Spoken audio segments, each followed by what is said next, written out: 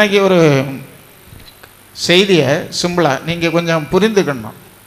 யாராலும் நீங்கள் எந்த ஆவிக்குரிய சபையினாலும் நீங்கள் ஏமாற்றப்படக்கூடாது. அல்லேலூயா. எந்த ஊழியர் வசனத்துக்கு மாற பேசினாலும் நீங்கள் அதை கேட்டு விழுந்துடக்கூடாது. வேதத்தை தேடி வாசித்தா தான் அதுக்கு விடை கிடைக்கும். அல்லேலூயா. எல்லாத்துக்கும் விடை இருக்குது. அது வசனத்தின் மூலம் தான் கொடுக்கணுமே தவிர ஒரு வசனத்தை எடுத்து வச்சுக்கிட்டு இதுக்கு ஆழ்ந்த சத்தியம் இப்படி தான் ஒரு கருத்து சொல்லியது தவறு. அந்த ஆழ்ந்த சத்தியத்தை அடுத்த வசனத்தில் இருக்கான்னு காட்டணும். சரிதானே உங்களுக்கு? அதுக்கு விட அங்கே இருக்கான்னு காட்டணும். அல்லாமல் கடந்து பேசுறது எல்லாமே ஏமாத்து வேலை. இன்றைக்கு இயேசு பிறந்த நாள் சரியில்லைன்னு சொல்கிற கூட்டங்கள் ஆவிக்குரிய சபையில் நிறைய இருக்கு. நிறைய பேர் கிறிஸ்துமஸ் கொண்டாடாத ஆவிக்குரியவங்க இருக்காங்க. புரியுதா உங்களுக்கு? அது எவ்வளவு பெரிய தவறு. நாட்டில் உள்ள அத்தனை ராஜாக்களுக்கு பிறப்பும் அவன் மறித்தது எல்லாம் இருக்கு. நாட்டில் அத்தனை பேருக்கும் பாருங்க இருக்குது. எல்லாருக்கும் பிறந்த நாளும் இருக்குது. இருக்குதா இல்லையா? அல்லேலூயா. இயேசு பிறந்த நாள் சரியில்லைன்னு எவனோ சொன்னான், எவனோடோ சொல்லிக்கிட்டு அதை கேட்டுக்கிட்டு நடக்கக்கூடாது. இயேசு கிறிஸ்துவினாலே நீ மீட்கப்பட்ட ஒரு விசுவாசின்னா அவருக்கு பிறந்த நாளை நீ அன்பா நேசித்து அனுசரித்து அவரை சந்தோஷப்படுத்தணும்.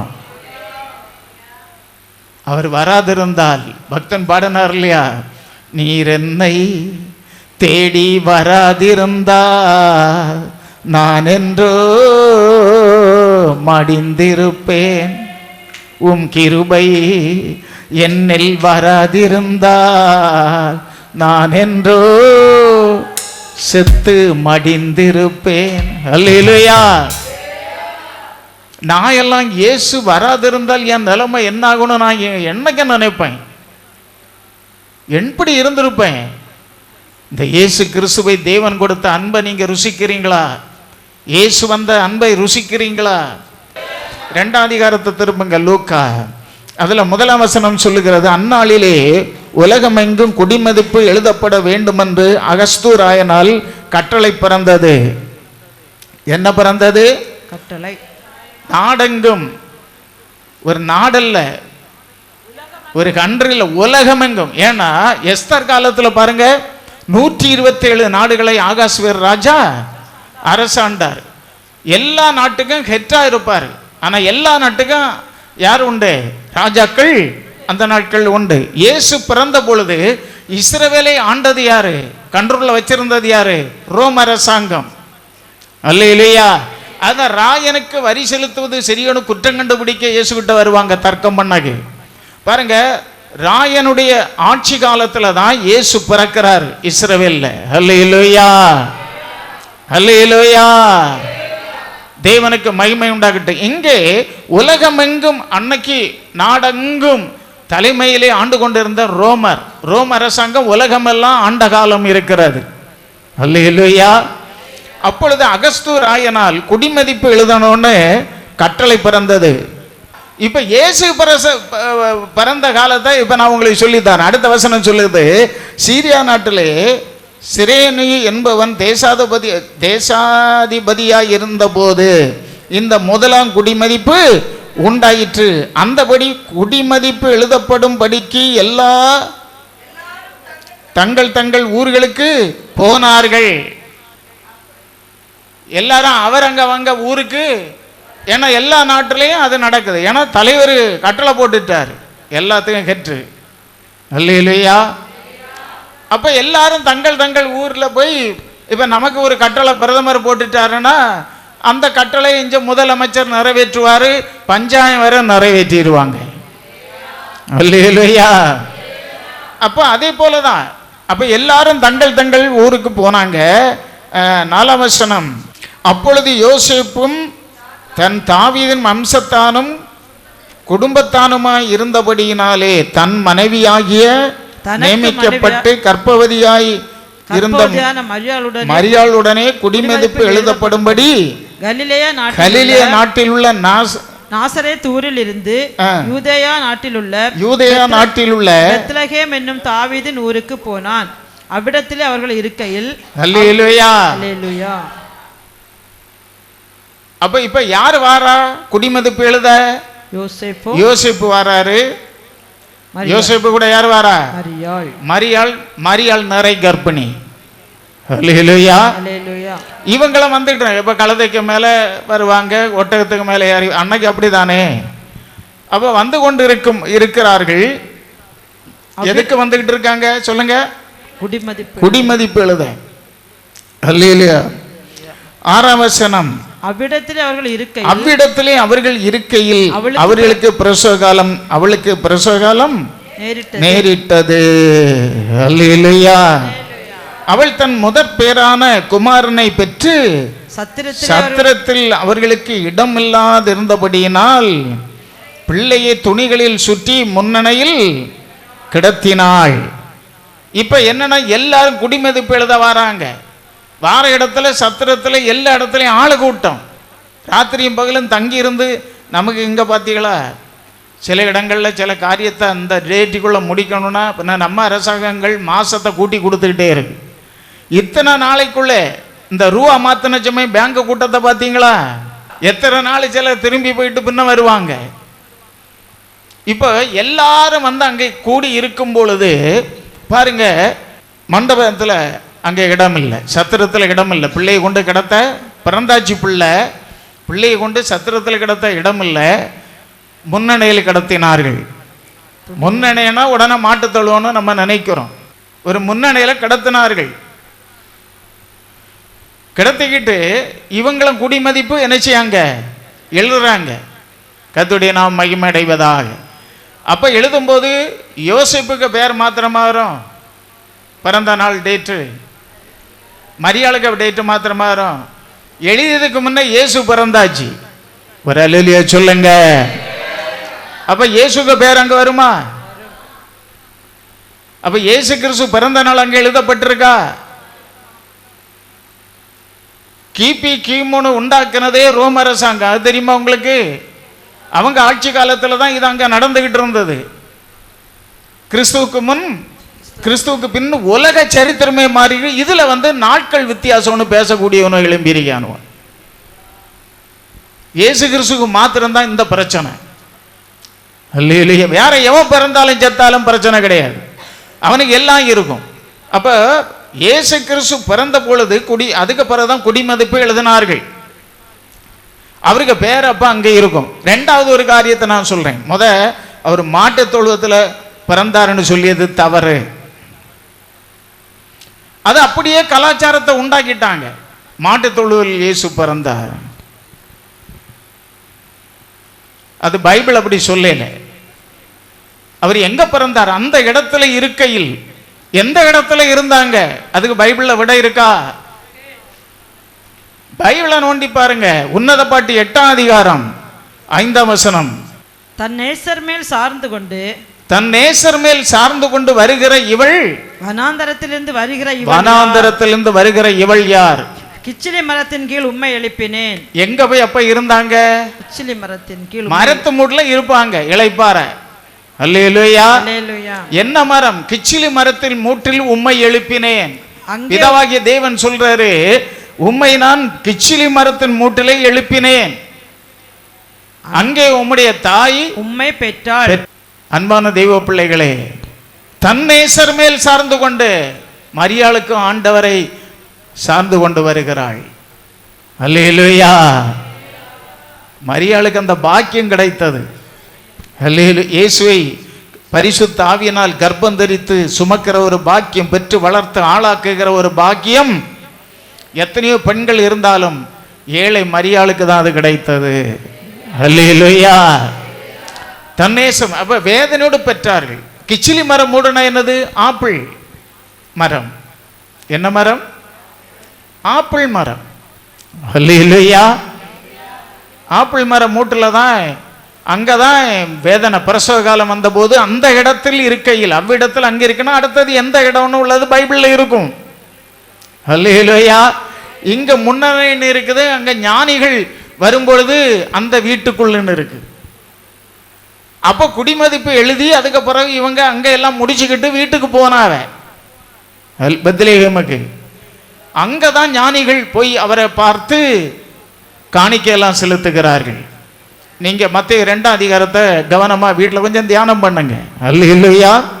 சரி, இயேசு பிறந்த அந்த நாளே இன்னும் ஒரு காரியம் நடக்குது. மேய்ப்பர்கள் இதே அதிகாரத்தில் நீங்கள் படித்தா 8ஆம் வசனத்திலிருந்து படித்து பாருங்கள், 17ஆம் வசனம் வரை. அப்பொழுது அந்த நாட்டிலே மேய்ப்பர்கள் வயல்வெளியிலே மேய்ப்பர்கள் மாடுகளை மேய்த்து கொண்டிருக்கும் போது, நான் சுருக்கமா சொல்றேன், நீங்க அந்த பகுதிகளை வீட்டில் படிங்க. அல்லேலூயா. அவ்வேளையில் 9ஆம் வசனம், கர்த்தருடைய தூதன் அவர்களிடத்தில் வந்து நின்றான். கர்த்தருடைய மகிமை அவர்களை சுற்றிலும் பிரகாசித்தது. அவர்கள் மிகவும் பயந்தார்கள். தேவதூதன் அவர்களை நோக்கி, பயப்படாதிருங்கள், இதோ எல்லா ஜனத்துக்கும் மிகுந்த சந்தோஷத்தை உண்டாக்கும் நற்செய்தி உங்களுக்கு அறிவிக்கிறேன். இன்று கர்த்தராகிய கிறிஸ்து என்னும் இரட்சகர் உங்களுக்காக, யாருக்காக? எல்லா மனிதனுக்காக தாவீதின் ஊரிலே பிறந்திருக்கிறார். அந்த இயேசு பிறந்த உடனே யாருக்கு தூதர்கள் வந்து நின்று சொல்றாங்க? மேய்ப்பர்கள். எத்தனை பேர் இருந்தாங்கன்னு தெரியாது. அல்லேலூயா. அது எழுதப்படையல.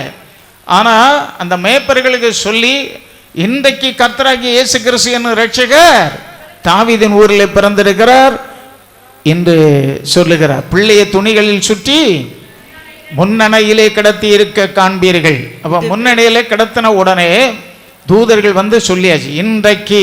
அப்ப பிறந்த நாள் இன்றைக்கு. சொல்லுங்க, வர அல்லேலூயா சொல்லுங்க. அப்ப மேய்ப்பர்களுக்கு தெரியுமா இயேசு பிறந்த நாள்? தெரியும். கர்த்தருக்கு ஸ்தோத்திரம். இங்க குடிமதிப்பு எழுதி அங்க வச்சிருக்கு பட்டியல். இதெல்லாம் பார்க்காமல கிபி கியூமின்னு வந்தது. நாட்டுக்கு நாடு சில வருஷங்களில் சில நாள் வித்தியாசம் இருக்கும். அல்லேலூயா.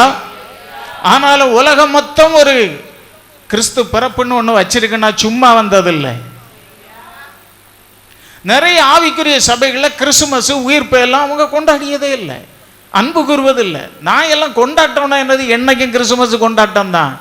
ரட்சிக்கப்பட்ட உனக்கு என்னைக்கும் கொண்டாட்டம் தான். குதேகலம் கொண்டாட்டமே என் இயேசுவின் சன்னிதானத்தில்.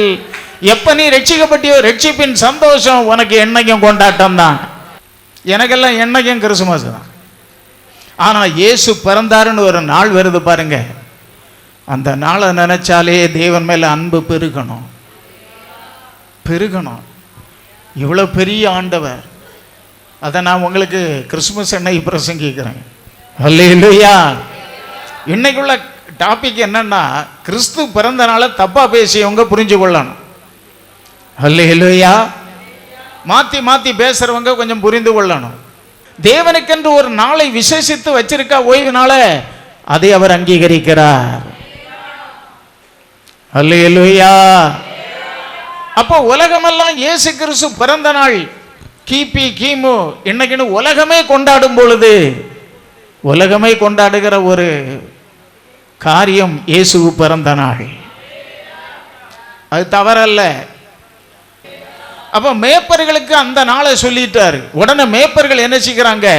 தீவிரமாய் 16ஆம் வசனம் 17ஆம் வசனம் சொல்லுகிறது, தீவிரமாய் வந்து மரியாளையும். உடனே இவங்க சொல்றாங்க, நம்ம கேட்டபடியே நம்ம பெயர்வோம். மேய்ப்பர்கள் திட்டம் போட்டு உடனே தீவிரமா போறாங்க. அவங்க சொல்லிக்கிட்டு பாடினார்கள்.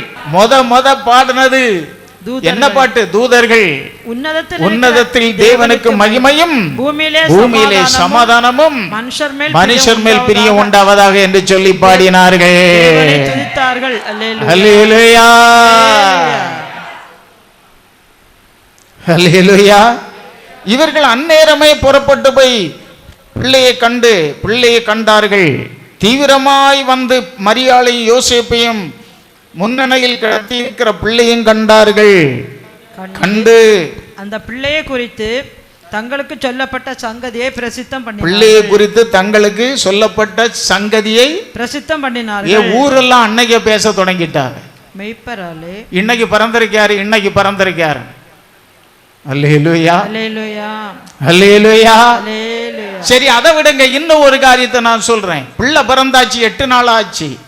நீங்க 21ஆம் வசனத்தை படிங்க. பிள்ளைக்கு விருத்த சேதனம் அன்னைக்கு பழைய ஏற்பாடு முறைமையின்படி விருத்த சேதனம் பண்ண வேண்டிய 8ஆம் நாளிலே அது கற்பத்திலே உற்பத்திக்கு முன்னே தேவதூதனால் சொல்லப்பட்டபடியே அதற்கு இயேசு என்று பெயரிட்டார்கள். மூன்றாவது நான் சொல்றேன், முதலாவது குடிமதிப்பு, ரெண்டாவது மேய்ப்பர்கள் பிறந்த நாள் தெரிஞ்சாச்சு. அடுத்தது என்னதுன்னா 8வது நாள். அப்போ பிறந்து 8வது நாள். அப்போ அங்கே உள்ள சபையில் பேர் இருக்குமா? இயேசுக்கு பேர்? உங்களுக்கு ஞானசானம் எடுத்த பேர் உண்டா சபையில்? எல்லாம் வைத்து பார்த்து தான் இயேசு கிபி கிமுன்னு உண்டாக்கி வச்சிருக்கிறது, சும்மா இல்லை. அல்லேலூயா. 8வது நாள் விருத்த சேதனம் பண்ணும்படியாக தேவாலயத்துக்கு கொண்டு போனார்கள் பிரமாணத்தின்படி. அங்கே சிமியோன் என்கிற ஒரு வயசானவர் உண்டு. 25ஆம் வசனம். அப்பொழுது சிமியோன் என்னும் பெயர் கொண்ட ஒரு மனுஷன் எருசலேமில் இருந்தான். அவன் நீதியும் தேவ பக்தி உள்ளவனாயும் இஸ்ரவேலின் ஆறுதல் வர காத்திருக்கிறவனாயும் இருந்தான். அவன் மேல் பரிசுத்த ஆவி இருந்தார். அல்லேலூயா. கர்த்தருடைய கிறிஸ்துவை நீ காணும் முன்னே மரணம் அடைய மாட்டாய் என்று பரிசுத்த ஆவியினால் அவனுக்கு அறிவிக்கப்பட்டிருந்தது. நல்ல வயசு. இயேசுவை நீ கண்ட பிறகுதான் சாவ. அவருக்கு தீர்க்க தரிசனம் முன்னாலே வெளிப்படுத்தப்பட்டது. அப்பொழுது என்ன நடக்குது? 26ஆம் வசனத்தில் கர்த்தருடைய கிறிஸ்துவை நீ காணும் முன்னே மரணம் அடைய மாட்டாய் என்று பரிசுத்த ஆவியினாலே அவனுக்கு அறிவிக்கப்பட்டிருந்தது. அவன் ஆவியின் ஏவுதலினால் தேவாலயத்தில் வந்திருந்தான். அல்லேலூயா. இயேசு என்னும் பிள்ளைக்காக நியாயப்பிரமாண முறைமையின்படி செய்வதற்கு தாய் தகப்பன்மார் அவரை உள்ளே கொண்டு வருகையில் அவன் அவரை தன் கையிலே ஏந்தி கொண்டு, யாரு? சிமியோன், தேவனை ஸ்தோத்தரித்து, ஆண்டவரே உமது வார்த்தையின்படியே உமது அடியானை இப்பொழுது சமாதானத்தோடு போகவிடும். புறஜாதிகளுக்கு பிரகாசிக்கிற ஒளியாகவும் உம்முடைய ஜனமாகிய இஸ்ரவேலுக்கு மகிமையாகவும் தேவரே சகல ஜனங்களுக்கு முன்பாக ஆயத்தம் பண்ணின உம்முடைய இரட்சணியத்தை என் கண்கள் கண்டது என்றான். அல்லேலூயா. பார்த்தீங்களா? இவ்வளவு சம்பவம் பைபிளில் இருக்குது. அப்போ இதெல்லாம் வச்சு ஆராய்ந்து தான் பாருங்க இயேசு கிறிஸ்துவனுடைய பிறப்பு நாளை. என்ன நீங்கள் மத்தேயு 2ஆம் அதிகாரத்தை நீங்கள் படிச்சீங்கன்னா இயேசுவை கொண்டு வீட்டில் தான் போய் பார்க்குறாங்க. யாரு? சாஸ்திரிகள். அந்த வீட்டுக்குள் பிரவேசித்து பிள்ளையையும் அதன் தாயாகிய மரியாளையும் கண்டு சாஷ்டாங்கமாய் விழுந்து அதை பணிந்து கொண்டு தங்கள் பொக்கிஷத்தை திறந்து பொன்னையும் தூபவர்க்கத்தையும் வெள்ளை பழத்தையும் அதற்கு காணிக்கையாக வைத்தார்கள். இயேசு பிறந்த இடத்துல ஒரு நட்சத்திரம் இந்த சாஸ்திரிகளுக்கு வந்து தோன்றிற்று. இவங்க பைபிளை ஆராய்ஞ்சாங்க. அப்பொழுது இயேசு பெத்லகேமில் பிறப்பார் என்று வேதம் சொல்லுகிறது. அந்த ரூட்டுக்கு வராங்க, நட்சத்திரம் நடத்திக்கிட்டே வருது. அந்த வீட்டுக்கு வந்த உடனே நட்சத்திரம் மறைந்தது. அந்த வீட்டுக்குள்ளே பிரவேசித்தார்கள். அங்கே குடிமதிப்பு எழுத போகும்போது முன்னணியில் கிடத்தி இருந்தார்கள். அந்த காரியங்களை எல்லாம் முடிச்சுக்கிட்டு அவங்க வீட்டில் இருக்கும் பொழுது சாஸ்திரிகள் வீட்டுக்கு வந்தார்கள். ஒரு அல்லேலூயா சொல்லுவோமா? அது 1 மாதம் ஆச்சா 2 மாதத்தில் வந்தாங்களா தெரியாது. கிழக்கிலிருந்து சாஸ்திரிகள் வந்தார்கள். அன்னைக்கு உடனே பிளைன் ஏறி அன்னைக்கு போய் இறங்க முடியாது. இன்றைக்கி பிளைன் ஏறி நம்ம போயிடலாம், ஒரு இடத்துல போய் அரபி நாட்டுக்கோ வேற எங்கேயாவது இறங்கலாம், இல்லைன்னா மறுநாளாவது இறங்கிடலாம். ஆனால் அன்னைக்கு அந்த வசதி இல்லை. அன்னைக்கு ஒட்டகத்தில் போகலாம், கழுதையில் போயிருக்கலாம். இல்லையா? நட்சத்திரம் வழிகாட்டிக்கிட்டே இருக்கு. இன்னைக்கு உங்களை என்னையும் வழிகாட்டுகிறது என்னது? பரிசுத்த ஆவியானவர். அதை நீங்கள் எப்பொழுதும் ஜெபிக்கணும். செம்மையாக நடத்திடும். முன்னும் பின்ன நெருக்கி உங்கள் கரத்தை வச்சு நடத்திடுங்க. என்ன கைவிட்டுறாதுங்க. சரியான பாதையில் நடத்துங்க. அல்லேலூயா. நல்ல ஆவியானவர் என்னை செம்மையாய் நடத்துங்க. அப்போ இதை நீங்க புரிஞ்சுக்கணும். அப்போ இயேசு கிறிஸ்துவுடைய பிறந்த நாள் சரியில்லைன்னு சொல்றதெல்லாம் தவறு. அல்லேலூயா. உலகத்துல அத்தனை பேருக்கு பிறந்த நாளும் தெரியுது, ஆனா இயேசுக்கு தெரியலைன்னு சொன்னா எங்கடா இது மூடத்தனம் இல்லையா? இயேசு பிறந்த நாளை நான் கொண்டாட மாட்டேன்னு சொல்லியதான் தவறு இல்லையா? அல்லேலூயா. கொண்டாடியது என்னது? தண்ணி அடிச்சுக்கிட்டு கர்த்தர் பிறந்தார், கறியஞ்சோரம் தந்தார், இயேசு பிறந்தார், இறைச்சிஞ்சோரம் தந்தார்னு பரியாசம் பண்ணுவாங்க. நானும் ஒரு காலத்தில் அப்படி தான் பரியாசம் பண்ணியிருக்கேன், இயேசுவை ஏற்றுக்கொள்ள முன்னால, அறியாத காலம் அல்ல இல்லையா. அதனால் இப்போ பிறந்த நாள் வருது, கிறிஸ்துமஸுக்கு எத்தனை பாட்டில், கிறிஸ்துமஸுக்கு என்னெல்லாம் அநியாயம் அட்டூழியம். அதல்ல, உண்மையா தேவனை நேசித்து அவரை அன்பு கூற வேண்டியது நீங்களும் நானும் தான். உங்களை போன்ற என்னை போன்ற சபைகள் தான். ஒரு அல்லையே சொல்லுவோமா? ஆனால் உலகம் அப்படி அல்ல. இன்னைக்கு நிறைய கிறிஸ்தவர்கள் அப்படி அல்ல, ஏதோ ஒரு பண்டிகைன்னு கொண்டாடிட்டு போகிறாங்க. இது ஒரு அர்த்தமுள்ள பண்டிகைன்னு தெரியாது. எல்லா ஜனத்துக்கும் நற்செய்தி, சந்தோஷத்தை உண்டாக்கும் இரட்சண்யத்தை பாருங்க. புறஜாதிகளுக்கு எல்லா மக்களுக்கும் தேவன் ஏற்படுத்தின இரட்சண்யம், அந்த இரட்சண்யத்தை என் கண்கள் கண்டது.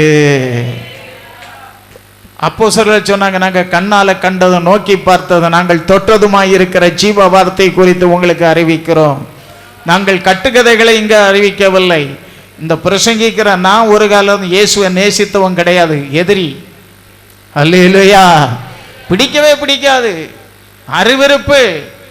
ஆனால் என் தேவன் என்னை தேடி வந்து ரட்சித்ததுனால இன்னைக்கு உயிரோடு இருக்கிறேன். அல்லேலூயா.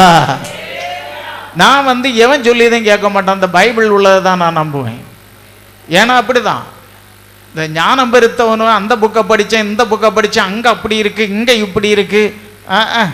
இந்த பைபிள் என்ன சொல்லுது எழுதி உன் கையில் தந்திருக்கார். இந்த வசனத்தை வச்சு தான் தேவன் நிறைய வெளிப்பாடுகளை கொடுக்கிறார், ஜனங்களுக்கு வாக்கு தத்தம் கொடுக்கிறார். அப்படி தானே? தீர்க்கதரிசிகள் மூலமோ வேற எதையும் வச்சு கொடுக்கல. அதை நீங்கள் புரிஞ்சுக்கிடுங்க.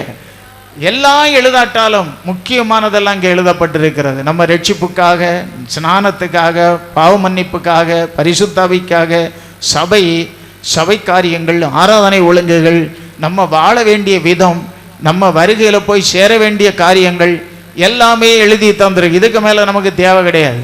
இயேசு கிறிஸ்து இந்த பூமியில் வந்ததற்காக நீங்கள் தான் அன்பு கூறணும் அவரை. இவ்வளோ பெரிய ஆண்டவர் தன்னை ஒரு சாதாரண மனிதனாக அடிமை ரூபம் எடுத்து மனுஷ சாயலாய் வந்து பாருங்க, எல்லாரையும் ரட்சிக்க, எல்லாருக்கும் பாவத்தையும் சுமந்து ரத்தம் சிந்தி மரித்தாரே. அந்த அன்பு உங்களுக்குள்ள இருக்கணும். அல்லேலூயா.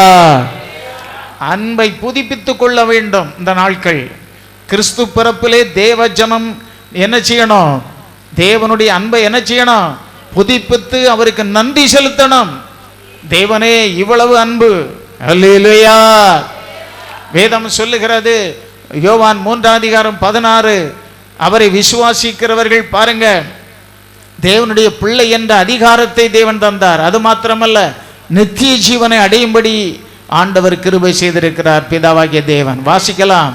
தேவன் தம்முடைய ஒரே பேரான குமாரனை விசுவாசிக்கிறவன் எவனோ, கெட்டு போகாமல், எவனா இருந்தாலும் எந்த ஜாதியோ மதமோ, ஏழையோ பணக்காரனோ, படிச்சாதவனோ படிக்காதவனோ, சந்திர மண்டலம் போனவனோ போகாதவனா இருந்தாலும் சரி, அவன் கெட்டு அவரை விசுவாசிக்கிற எவனா இருந்தாலும் அவன் கெட்டு போகாமல் நித்திய ஜீவனை அடையும்படி அவரை தந்தருளி இவ்வளவாய் உலகத்தில் அன்பு கூர்ந்தார். கரங்களை தட்டி தேவனை மகிமைப்படுத்துங்க. அதான் வேதம் சொல்லுகிறது, அவராலே அல்லாமல் ரட்சிப்பு மனிதனுக்கு இல்லை. வானத்திலும் வானத்தின் கீழும் பூமியிலும் பூமிக்கு மேல இயேசுவின் நாமமே அல்லாமல் வேறு ஒரு நாமம் மனிதன் ரட்சிக்கப்பட, பரிசுத்தமடைய, நித்திய ஜீவனை அடைவதற்கு கொடுக்கப்படவில்லை. தேவன் வந்தது எவ்வளவு நல்லது. தேவன் வராதிருந்தால் என்றைக்கோ அழிந்திருப்போமே. சிந்திச்சு பார்க்கணும். இல்லையா? இவ்வளவு பெரிய ஆண்டவர் எப்படி மேன்மையா இருந்தார். மனுஷன் பாவத்தில் விழுந்து சாக போறானே, அழிகிறானே, பிசாசு கீழே கிடக்கிறானே, இதெல்லாம் மரண பாதாளத்தை ஜெயித்தார். எல்லாத்தையும் ஜெயித்து மனுக்குலத்தின் பாவ மன்னிப்புக்கு சுத்திகரிப்பை உண்டாக்கி உயிரோடு எழுந்து பிதாவுக்கு வலது பரிசுத்தில் இருக்கிறார். சுவிசேஷம் எங்கும் அறிவிக்கப்பட்டு கொண்டிருக்கிறது. கேட்கிறவன் பாக்கியவான், திருந்துகிறவன் பாக்கியவான். அல்லேலூயா. அதனால இயேசு பிறக்கல, அந்த நாள் பிறக்கல, இந்த நாள் பிறக்கலன்னு உங்கள்கிட்ட எவன் சொன்னாலும் ஜாலியை பார்த்துட்டு போன சொல்லுங்க. பைபிளையும் தூக்கிட்டு பேக்கையும் தூக்கிட்டு வருவான் வீடு வீடா. ஆமாம், இயேசு தெய்வம் இல்லைன்னு சொல்ல வருவான், யெகோவான்னு வருவான். அடுத்த ஒரு கோஷ்டி வரும், யெகோவா கிடையாது, பிதா கிடையாது, இயேசுதான்னு சொல்லிட்டு வரோம். ஒருத்தனையும் வீட்டில் ஏற்றாது. அவன் துர்க்கிரிகளுக்கு நீ பங்காளியாக மாறுவான்னு பைபிள் சொல்லுது. வாரவனை அடித்து மடக்கி வார்த்தையில் அவனையும் ரட்சிப்புகளை கொண்டு வரக்குள்ள ஞானத்தை பெற்றுக்க. ஒன்றை இழுத்துக்கிட்டு போயிடக்கூடாது, அவங்கள நீ தான் இழுத்துக்கிட்டு வரணும். அல்லேலூயா. ஒன்றை கண்டு பிசாசு ஓடணும், பிசாசை கண்டு நீ ஓடப்படாது. சரி, அதனால் இயேசு கிறிஸ்துவுடைய பேர் அப்படி இப்படின்னு யார் சொல்ல வந்தாலும், பிறந்த நாளை குறித்து சொல்ல வந்தாலும் தவறாக சொன்னால் அங்கீகரிக்காதுங்க. அத்தனை பேருக்கு பிறந்த நாளும் இருக்கும்போது இயேசு கிறிஸ்துவ மாத்திரம் அப்படின்னு பேசுகிறது தவறான விஷயம். எல்லாத்தையும் தேவன் அங்கீகரித்து, தேவன் அறியாமல் இது ஒன்று நடக்காது. ஆமென். அரபி கண்ட்ரியில் வெள்ளிக்கிழமை ஓய்வு நாள்னா அதை தேவன் அங்கீகரிக்கிறார். ஒரு நாட்டு சட்டத்தை தேவன் ஒரு நாள் வாரத்தில் தேவனுக்குன்னு ஓய்வு நாள் ஒதுக்கும் போது அதை தேவன் அங்கீகரிக்கிறார். இதெல்லாம் தேவன் எனக்கு கற்றுக் கொடுத்த பாடம். அல்லேலூயா, அல்லேலூயா. சிலர் இங்கேயும் சில சனிக்கிழமை தான் ஓய்வு நாள்னு சொல்லிட்டு கிடக்கிறாங்க. எல்லாம் தப்பான காரியம். இப்படி பிரசங்கம் பண்ணி சனிக்கிழமை ஆராதனை நடத்திட்டு கிடக்கிற ஆட்கள் உண்டு. நார்வல்லையும் உண்டு, பல இடங்கள்லையும் உண்டு. எதுலேயும் போய் மாட்டிக்கிடாத சிக்கல்ல. சரி, இந்த வார்த்தையின்படி தேவன் உங்களை ஆசீர்வதிப்பாராக. நாம் ஜெபம் பண்ணுவோம். பரலோக தேவனே, பரிசுத்தமுள்ள பிதாவே, ஆண்டவரே, வசனம் கேட்ட எல்லாரையும் ஆசீர்வதியும். நல்ல சுகபலன் தாருங்க, சமாதானத்தை தாருங்க. இந்த நாட்களிலும் உடைய ஜனங்களுக்கு சமாதானம் குடும்பத்தில் இருக்கட்டும். தேவையெல்லாம் சந்திங்க. தேவனில் அன்பு கூறவும், தேவன் பிறந்து வந்தது எனக்கு எவ்வளவு ஆசீர்வாதம் என்பதை உணர்ந்து உமக்கு நன்றி செலுத்த, பாடல் பாடி உம்மை ஆராதிக்க கிருபை தாரும். கண்ணீர் கவலை வியாதிக்கு விலக்கும். குறை குற்றங்கள் இல்லாத மனுஷன் இல்லை. நீர் குற்றத்தை நினைத்தால் யாரும் நிற்க முடியாதுன்னு வேதம் சொல்லுது. உங்கள் இரக்கத்தில் தான் நிற்கிறோம். நாங்கள் நல்லவர்கள் என்று சொல்ல முடியாது. நல்லவர் நீர் ஒருவரே. இலவசமாக கிருபையாக உங்கள் இரத்தத்தினால நாங்கள் நிற்கிறோம். உங்கள் நாமத்தில் நிற்கிறோம். நீர் கொடுத்த இரக்கத்தின்படி நிற்கிறோம். தேவனை குறைகளை நீக்கி போடும், நிறைவை தந்தருளும், சமாதானமாக எல்லாரையும் நடத்தும். இந்த வார்த்தை கேட்கிற எல்லா மக்களையும் ஆசீர்வதியும். பட்டணம் கிராமம் எல்லா மக்களையும் ஆசீர்வதியும். எல்லார் மேலும் உங்கள் மகிமை இருக்கட்டும். உங்கள் வருகைக்கு முன்னே எல்லாரையும் ரட்சித்து மறுபடி பிறக்க கிருபைத்தார். ஒருவர் கூட ஆண்டவரே கைவிடப்படாதபடி காத்துக்கொள்ளும். இந்த உலகத்தில் எந்த தீங்கும் அணுகாமல் காத்துக்கொள்ளுங்க. உங்கள் கையில் ஒப்பு கொடுக்கிறேன். போக்குவரவில் கூட இரும். எல்லா மகிமை உமக்கு இயேசு கிறிஸ்துவின் நாமத்தில் வேண்டுகிறோம், ஜீவனுள்ள நல்ல பிதாவே, ஆமேன். கர்த்தர் உங்களை ஆசீர்வதித்து காக்க கடவர். கர்த்தர் தம்முடைய முகத்தை பிரகாசிக்க பண்ணி உங்கள் மேலே கிருபை இருக்க கடவர். கர்த்தர் தம்முடைய முகத்தை பிரசன்னமாக்கி உங்களுக்கு சமாதானம் கட்டளையிட கடவர். பிதா குமாரன் பரிசுத்த ஆவியானுடைய பாதுகாவலும் ஆசீர்வாதங்களும் வருகை வர சபையோடு, மக்களோடு, குடும்பங்களோடு, தேசத்தோடு, ஆண்டவரை எல்லா மக்களோடும் உம்முடைய ஆசீர்வாதம் வருகை வரை தங்கி இருப்பதாக. ஆமென். ஜெய கிறிஸ்து முன் செல்கிறார், ஜெயமாக நடத்திடுவார். ஜெய கீதங்கள் ஜெய கொடியும் ஜெயம் அல்லேலூயா, ஜெயம் அல்லேலூயா, இயேசு நாமத்திற்கே. ஆமென். God bless you. கர்த்தர் உங்களை நடத்துவார்.